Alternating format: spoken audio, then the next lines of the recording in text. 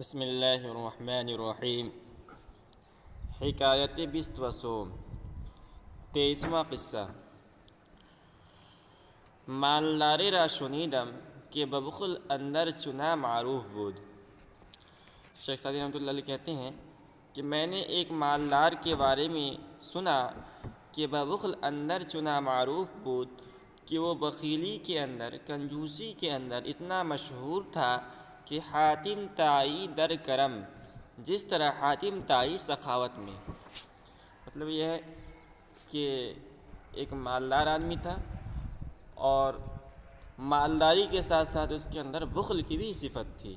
کنجوس تھا، بخیل تھا، اور کوئی معمولی بخیل نہیں تھا، بہت بڑا بخیل تھا۔ جس طرح حاتم طائی سخاوت کے اندر، کرم کے اندر، لوگوں کو نوازنے کے اندر مشہور و معروف ہے، ضرب المثل ہے، اسی طرح وہ بخیلی کے اندر مشہور تھا۔ ظاہر حالش بنعمت دنیا آراستہ، کہہ رہے ہیں کہ اس کی ظاہری حالت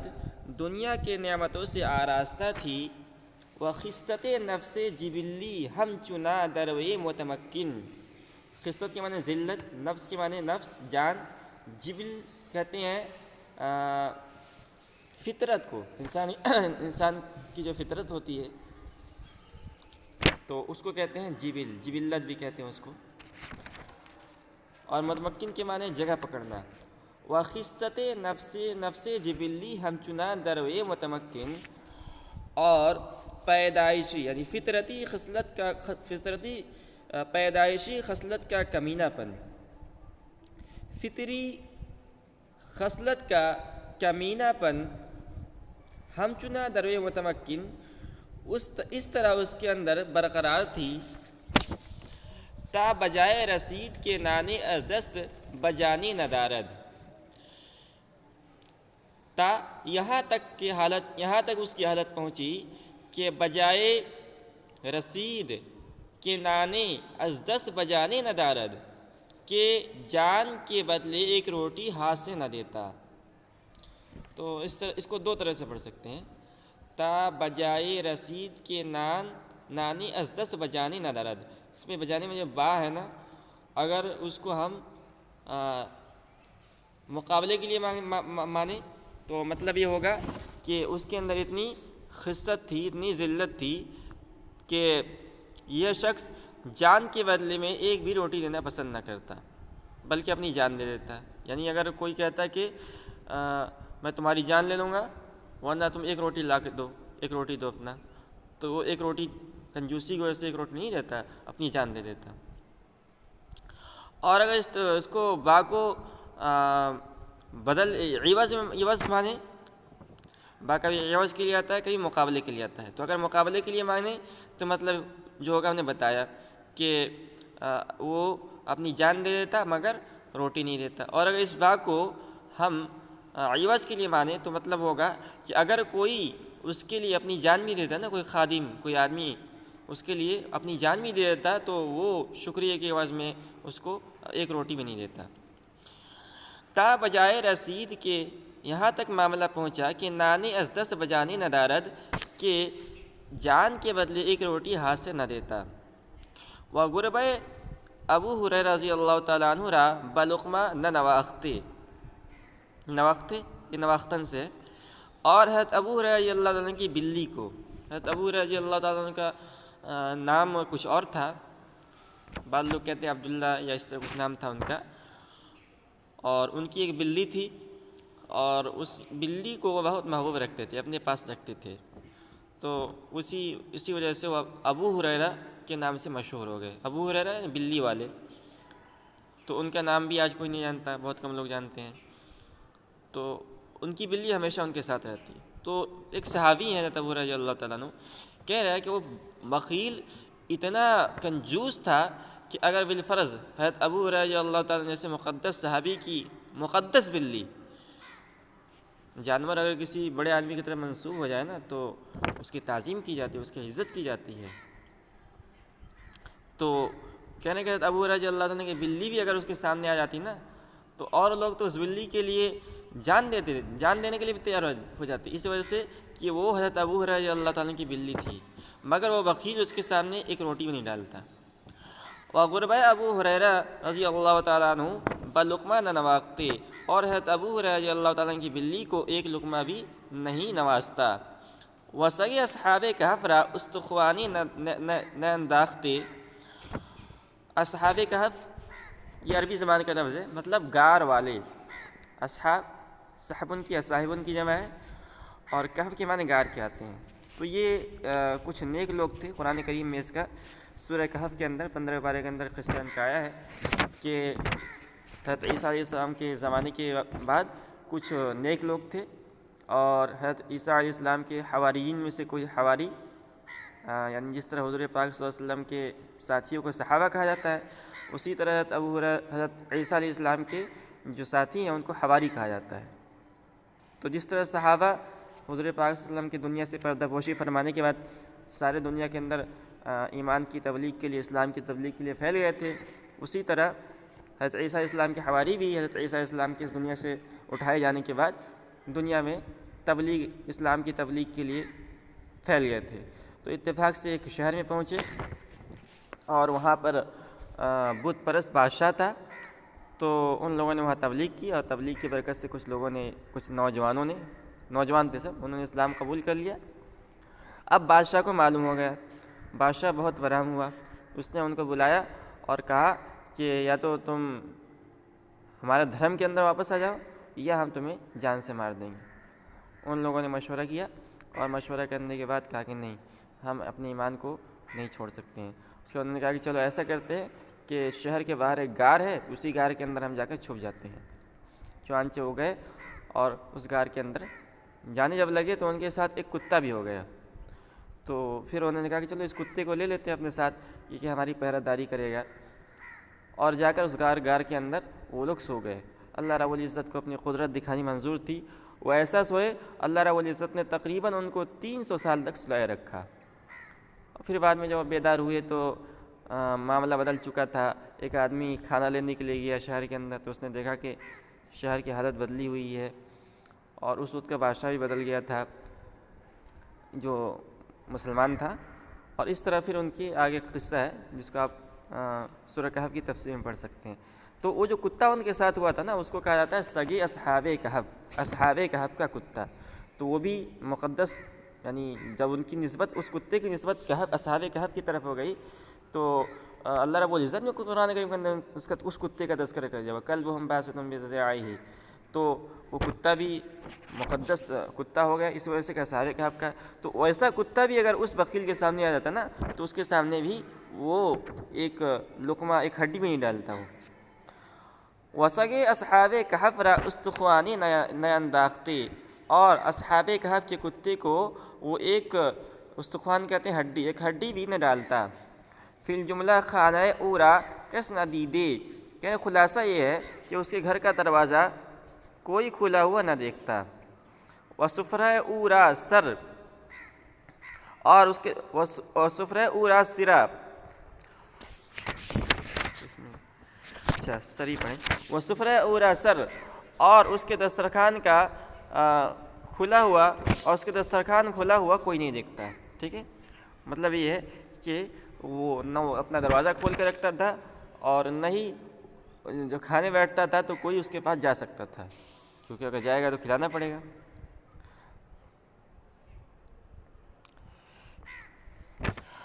درویش بجز بوئے تعامش نہ سنیدے، کہہ رہے ہیں کہ فقیر اس کے کھانے کی بو کے سوا کچھ نہیں سونگتے تھے۔ یعنی فقیر لوگ جو بھیک مانگنے والے ہوتے تھے، جب وہ جاتے تھے اس کے دروازے کے پاس تو کبھی اس کو کھانے کی حالت نہیں پا سکتا۔ ہاں کھڑکی وغیرہ سے کھانے کی بو آتی تھی، وہ خوشبو پہنچتی تھی ان کے ناک میں۔ مرغ از پے نان خوردنے او ریزہ نہ چیدے، کہہ رہے مرغ اس سے کھانے کے بعد ریزہ نہ چنتا تھا۔ یعنی آدمی اگر ہم لوگ کوئی بھی کھانا کھاتا ہے، غریب آدمی بھی کھانا کھاتا ہے، تو کچھ دانے گر جاتے ہیں، چاول کے دانے ہوں یا ہڈی وغیرہ کچھ گر جاتے ہیں، تو اس کو جو ہے گھر کے جو مرغیاں ہوتی چن لیتی ہیں۔ لیکن وہ ایسا بخیل تھا کہ اس تک جو ہے اس کے ایک دانے تک کسی مرغ کی پہنچ نہیں ہو، کسی پرندے کسی مرغ کی جو ہے پہنچ نہیں ہو پاتی تھی۔ مطلب ایک بہت بڑا وکیل تھا۔ شنیدم کے بدریائے مغرب اندر راہ مصر پیش گرفتہ بود۔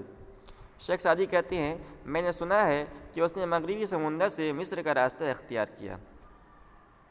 مطلب یہ ہے کہ وہ سمندر کے راستے مصر جا رہا تھا۔ مصر ایک شہر ہے۔ وخیال فرعونی در سر، اور فرعونی خیالات اس کے دماغ میں تھا۔ فرعونی خیالات یعنی جس طرح فرعون کے دماغ میں غرور تھا، تکبر تھا، اور اسی وجہ سے اس نے خدائیت کا دعویٰ کیا تھا، تو وہ بھی اپنے آپ کو متکبر بڑا سمجھ کر جا رہا تھا۔ اب اس زمانے کے اندر بادبانی کشتیاں ہوا کرتی تھی، اور بادبانی کشتیوں کے اندر یہ ہوتا تھا کہ ہوا کا رخ ہمیں جس شہر کی طرف جانا ہے، اگر اس شہر کی طرف ہوا کا رخ ہو جاتا تھا تو لوگ اپنے کشتی کو یعنی چلانا کر دیتے تھے، تو اسی ہوا کی مدد سے وہ کشتی جلدی منزل پہنچ جاتی تھی۔ اب کبھی ایسا ہوتا تھا کہ آدمی آدھے راستے تک پہنچتا تھا، اور آدھے راستہ پہنچنے کے بعد پھر ہوا کا رخ بدل جاتا تھا، تو آدمی بہت پریشان ہوتا تھا، اور ہوا کے رخ کی بدلنے کی وجہ سے بسا اوقات آدمی غرق بھی ہو جاتا، سمندر کے اندر کشتی ڈوب جاتی تھی۔ کہہ رہے ہیں کہ حتی اذا ادرکہ الغرق، یہ قرآن کریم کی آیت ہے جو فرعون کے بارے میں ہے، اور اس کا ترجمہ یہ ہے یہاں تک کہ ڈوبنے نے اس کو پا لیا، یعنی ایسا لگا کہ اب ڈوب جائے گا وہ۔ بعد مخالف بکشتی بر آمد، اور کشتی کے مخالف ہوا چلنے لگی۔ چنانکہ گوین جیسا کہ کہتے ہیں با طبع ملولت چہ کند دل کے نسازد، دل تیری رنجیدہ طبیعت کے سامنے موافقت نہ کرے تو کیا کرے، شرط ہمہ وقت نبود لائق کشتی، ہر وقت ہوا کشتی کے موافق نہیں ہوتی ہے۔ تو یہ پہلے مصرع کے اس واقعے سے کوئی تعلق نہیں ہے، دوسرا ہی مصرع اصل ہے۔ مطلب یہ ہے کہ ایسا ضروری نہیں ہے کہ ہوا ہر وقت جو ہے کشتی کے موافق ہو، جہاز کے موافق ہو، ہوا کا رخ بدل بھی سکتا ہے۔ دست بدعا بر آورد و فریاد بے فائدہ خاندان گرفت، کہہ رہے ہیں دعا کے لیے ہاتھ اٹھایا اور بے فائدہ فریاد کرنی شروع کر دی۔ تو جیسے کفار مشرکین کا تھا کہ وہ اللہ رب العزت میں ایمان نہیں لاتے تھے، مگر جب جہاز کے اندر جاتے تھے باد مخالف چلنے لگتی تھی اور ایسا لگتا ہے کہ ڈوب جائیں گے، اس وقت جو ہے خوب اخلاص کے ساتھ دعا کرتے تھے۔ تو یہ بخیل بھی خرچ کرنے کے موقع پہ خرچ نہیں کرتا تھا، بخیل ہی کرتا تھا، مگر جب ڈوبنے لگا تو ڈوبتے وقت اس نے دعا کرنی شروع کی، خوب دعا کرنے لگا۔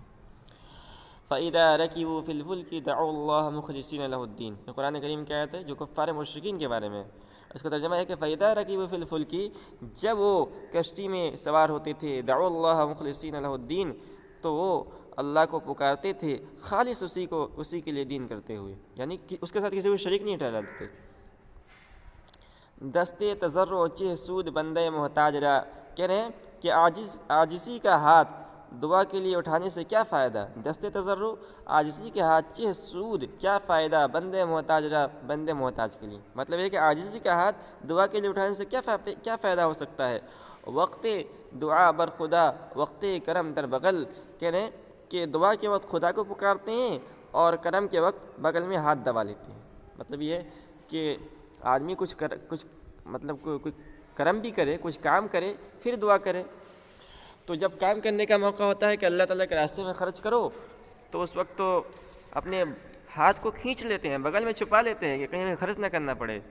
اور جب ڈوبنے کا وقت آیا، مرنے کا وقت آیا، تو خوب عاجزی کے ساتھ دعا کرتے ہیں۔ مطلب یہ ہے کہ آدمی اگر نیک اعمال کرے اور پھر اس کے بعد دعا کرے تو دعا قبول ہوتی ہے، اور اگر آدمی گناہ کرتا رہے، اللہ کی نافرمانی کرتا رہے اور پھر دعا کرے تو دعا سود مند نہیں ہوتی ہے۔ الزر وسیم راحت برساں، کہہ رہے ہیں کہ سونے چاندی سے دوسروں کو آرام پہنچا، خیشتن ہمہ تمتع برگیر، اور اپنے آپ بھی فائدہ اٹھا۔ تو سونا چاندی اس لیے ہے کہ آدمی اس سے خود بھی فائدہ اٹھائے اور دوسروں کی بھی مدد کرے۔ وانگہ ای خانہ کس تو خواہد ماند، کہہ رہے ہیں اور جس وقت یہ گھر تجھ سے چھوٹ جائے گا، خشت اسیم و خشت ازرگیر، تو وانگے ای خانہ کس تو خواہد ماند، جس وقت یہ گھر تجھ سے چھوٹ جائے گا اور یہیں رہ جائے گا،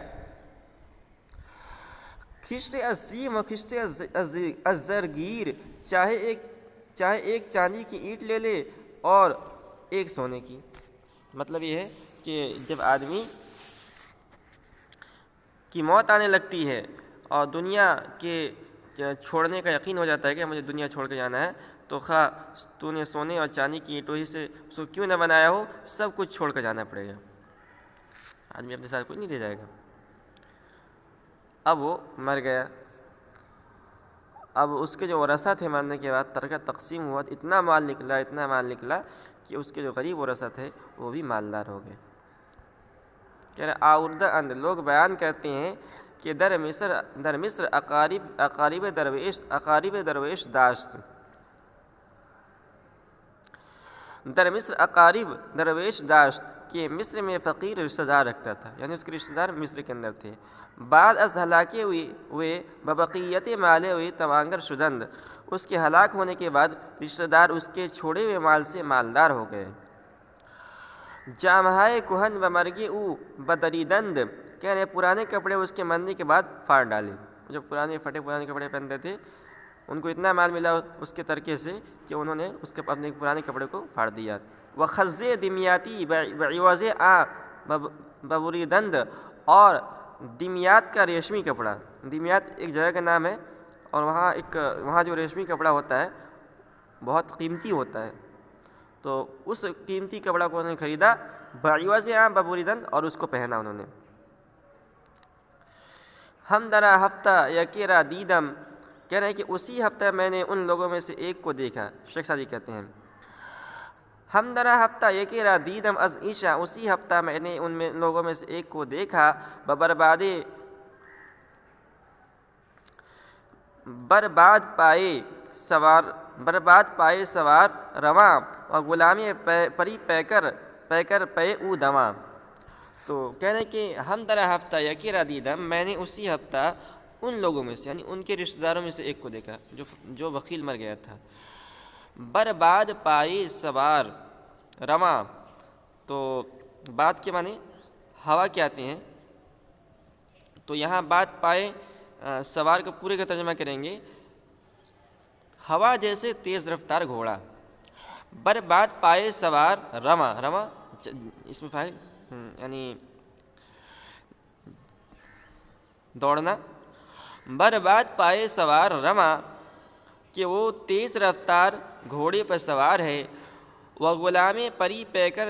در پے او دواں، اور ایک خوبصورت لڑکا اس کے پیچھے دوڑ رہا ہے۔ مطلب یہ ہے کہ ان کی یہ کیفیت ہو گئی کہ ان لوگوں کے پاس وہ پیدل جو چلتے تھے وہ تیز رفتار گھوڑے پر سوار ہو کر چل رہے تھے، اور اس کے پیچھے ایک خوبصورت غلام بھی تھا۔ تو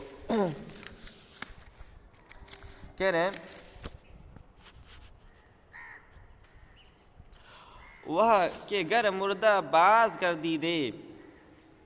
یہ وہ افسوس کے لیے ہوتا ہے، وہ کہ گر مردہ باز گردی دے، سخت افسوس ہوتا اگر وہ مردہ واپس آ جاتا، بسرائے قبیلہ و پیوند، قبیلے اور رشتہ داروں کے گھر میں۔ مطلب یہ ہے کہ ان لوگوں کی حالت یہ ہو گئی تھی کہ اگر وہ بخیل خدا نخواستہ زندہ ہو کر واپس آ جاتا تو ان لوگوں کو اس کے مرنے سے زیادہ، مرنے پہ جتنی خوشی ہوئی تھی نا اس سے زیادہ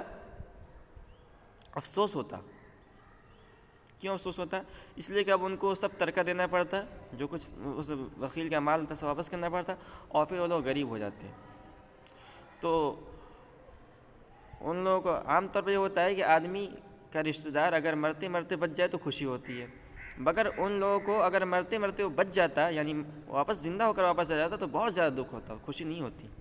وہ کہ اگر مردہ باز کر دیدے بسرائے قبیلہ و پیوند،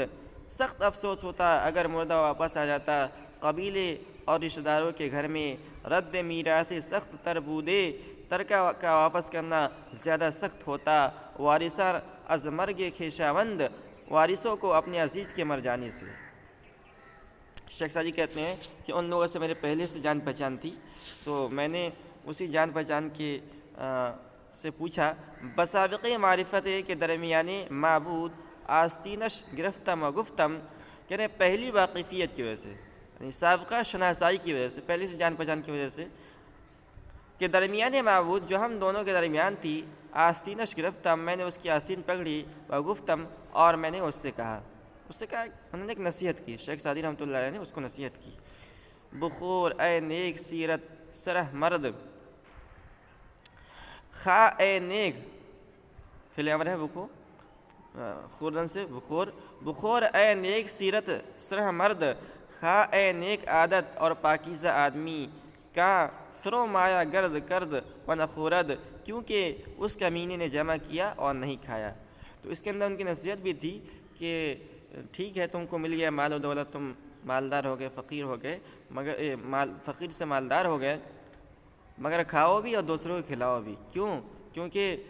تم جو مالدار ہوئے ہو اس وجہ سے نہیں مالدار ہوئے ہو کہ تمہارا جو مورث تھا وہ بہت زیادہ سخی تھا، بلکہ اس وجہ سے کہ وہ بخیل تھا، اور اگر تمہارے اندر بھی یہ صفت آئی تو تم بھی اسی طرح چھوڑ کر مر جاؤ گے اور تمہارے وارث تو پھر مالدار ہو جائیں گے۔ مطلب یہ ہے کہ اس شکایت کا مطلب یہ ہے کہ